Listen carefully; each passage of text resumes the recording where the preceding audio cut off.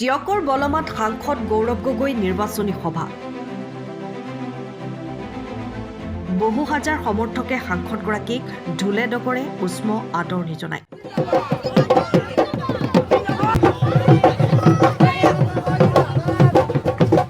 নিৰ্বাচনী সভাত অংশ লৈ সাংসদ গৌৰৱ গগৈ বিজেপি চৰকাৰক সমালোচনাৰে থকা সৰকা কৰে।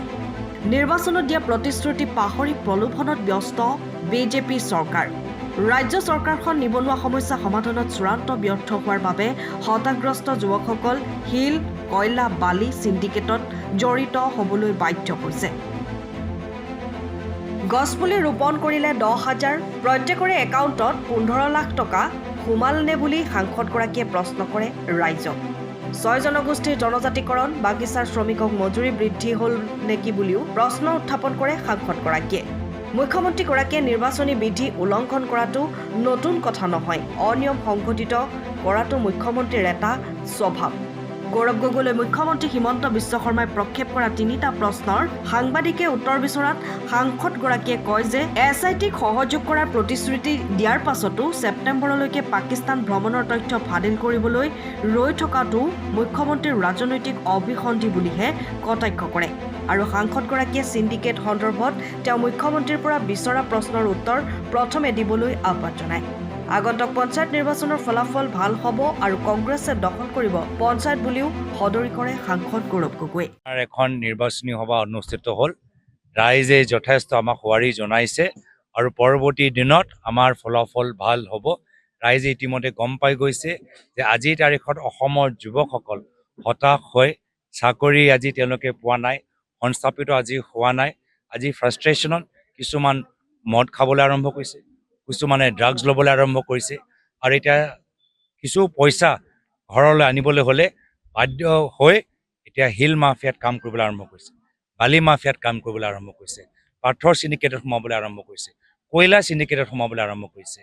দুখৰ কথা কি যি অসমত আমি সোণৰ আখৰে আমি লিখিবলৈ যাৰ ভৱিষ্যত আমি সোণৰ আখৰে লিখিবলৈ বিচাৰোঁ, তাত নিবনুৱা যুৱকসকল ড্ৰাগছ আৰু মদৰ জালত ভৰি দি বিভিন্ন অবৈধ চিণ্ডিকেটত সোমাবলৈ বাধ্য হৈছে। এইটোতো নতুন কথা নহয়। তেওঁ কিমানবাৰ ইলেকশ্যন কমিশ্যনৰ পৰা তেওঁ ৱাৰ্ণিং পাইছে। তেওঁ কেম্পেইন ৰুধিবলৈ ইয়াৰ পূৰ্বে লোকসভা নিৰ্বাচন বা বিধানসভা নিৰ্বাচনত তেওঁ কোৱা গৈছে, কিন্তু তেওঁৰ পৰা মই এনেধৰণৰ ব্যৱহাৰহে আশা কৰোঁ। তেওঁৰ এই কিবা যে সলনি হ'ব মই আশা নকৰোঁ আৰু অসমৰ ৰাইজে গম পাই গৈছে গোটেইখিনি কথা।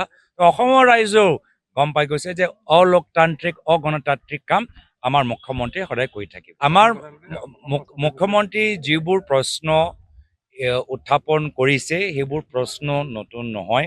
আজিৰ পৰা 3 মাহৰ পৰা একেখিনি কথা তেওঁ দোহাৰি আছে, যাৰ ফলত তেওঁলোকে এটা SIT গঠন কৰি বিভিন্ন ধৰণৰ তদন্ত চলাবলৈ গৈছে আৰু এতিয়া নিজে কৈছে যে SIT গোটেইখিনি কথা ফাদিল কৰিব আৰু ছেপ্টেম্বৰ মাহত। ময়ো কৈছোঁ ছেপ্টেম্বৰলৈকে কিয় ৰৈ আছে, আৰু মইতো SIT কামখিনি বাধা দিয়া নাই, তেওঁলোকে SIT কামখিনি আগবাঢ়ি যাওক। কিন্তু মই আজিৰ তাৰিখত দেখিছোঁ যে মুখ্যমন্ত্ৰী এইখিনি প্ৰশ্ন লৈ মোৰ লগত অলপ টুইটাৰত তৰ্ক বিতৰ্ক, সেইটোৱে কৈছোঁ, সেইখিনি প্ৰশ্ন লৈ আজি মোৰ লগত ডাইৰেক্টলি তৰ্ক বিতৰ্ক কৰিবলৈ আৰম্ভ কৰিছে। কিন্তু তাৰ বিপৰীতে মই যে কয়লা লৈ যে সুধিছোঁ এই প্ৰশ্নৰ একদম উত্তৰ দিয়া নাই।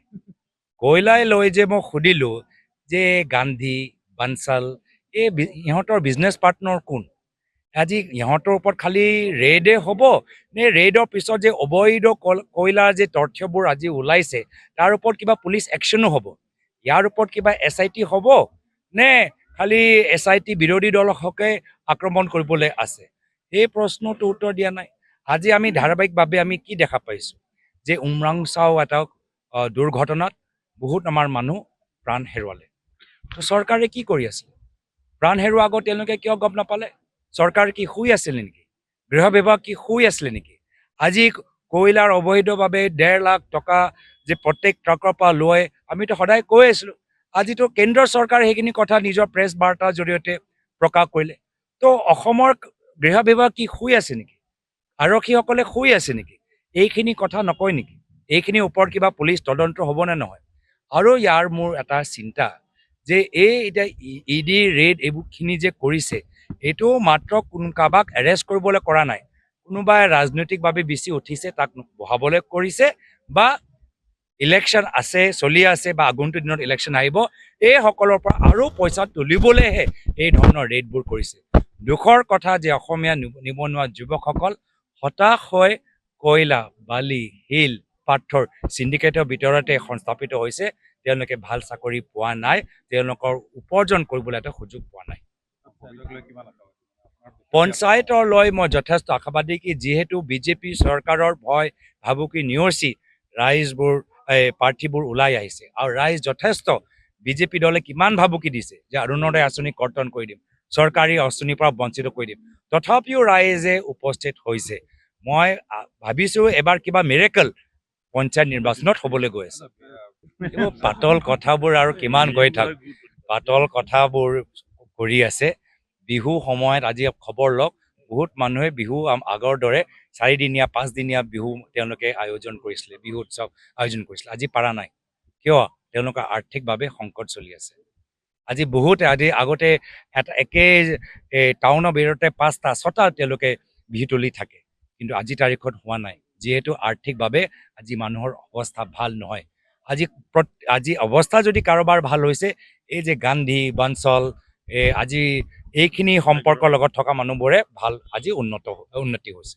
সময়ৰ খবৰ সময়ত পাবলৈ ফ'ল' কৰক টাইম অফ আছাম।